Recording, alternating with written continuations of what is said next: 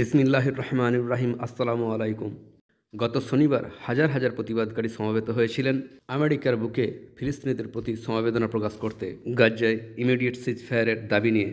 অর্গানাইজার্সদের মধ্যে একটা ছিল ইকনা মুসলিম দাওয়াতি সংগঠন, সাথে ছিল হোয়াই ইসলাম, যারা এই প্রতিবাদ র্যালিতেই মানুষের হাতে তুলে দিচ্ছিল ফ্রি কোরআন ও ইসলামিক লিটারেচার। আর এই র্যালি থেকেই উঠে এলো টুকরো টুকরো কিছু ছবি। এই র্যালিতে অংশ নিয়েই 5 জন মানুষ ইসলাম গ্রহণ করলেন।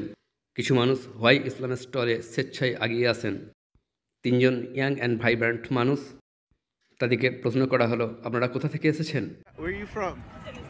Okay, and you came for? তারা সবাই এসেছেন ফিলিস্তিনের হয়ে প্রতিবাদ র্যালিতে যোগ দিতে, just to support a good cause. তাদের মধ্যে একজন বলেন যে আমরা এই কারণে এসেছি যেন আমাদের কণ্ঠ তাদের কান পর্যন্ত পৌঁছে যায়, সংসদে আমাদের প্রতিনিধিরা যেন আমাদের কথা সিরিয়াসলি শোনেন। আমরা কন্টিনিউয়াসলি প্রতিবাদ করে যাচ্ছি, কিন্তু মনে হচ্ছে না যে তারা আমাদের কথা শুনছেন। তো তারা সবাই এখানে এসেছিলেন অত্যাচারিত নিপীড়িত মুসলিমদের জন্য সমবেদনা প্রকাশ করতে, আর এই সুযোগে তারা ইসলাম নিয়েও কিছু ইনফরমেশন গ্যাদার করছিলেন। As well. Thank you very much. Awesome. একজন ভাইকে প্রশ্ন করা হলো, আপনি কি অদ্বিতীয় গডে বিশ্বাস করেন? তিনি হ্যাঁ বলাতে তাকে পরপর কয়েকটা প্রশ্ন করা হয়।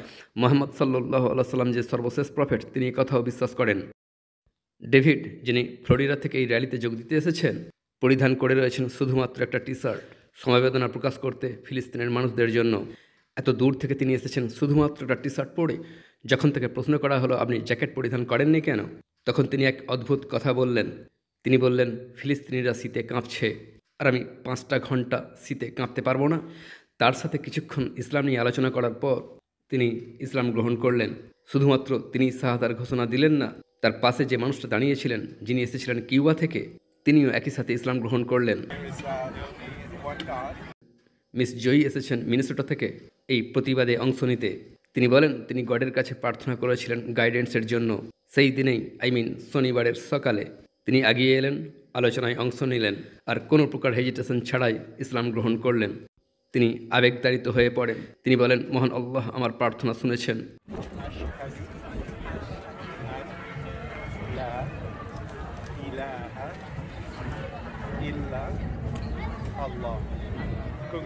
Takbir!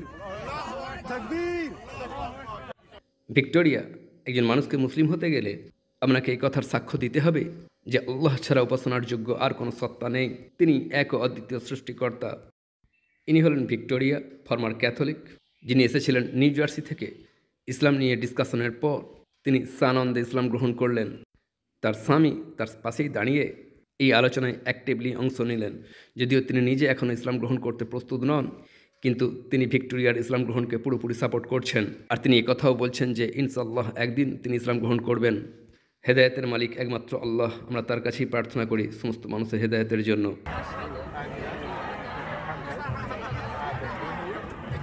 Allahu Akbar! Allahu Akbar! Sister, give her a hug. Sister, just took shahada. Just took shahada. Yeah, I'm gonna stay here all day. Congratulations. It's the best day of your life. This is the best day of your life.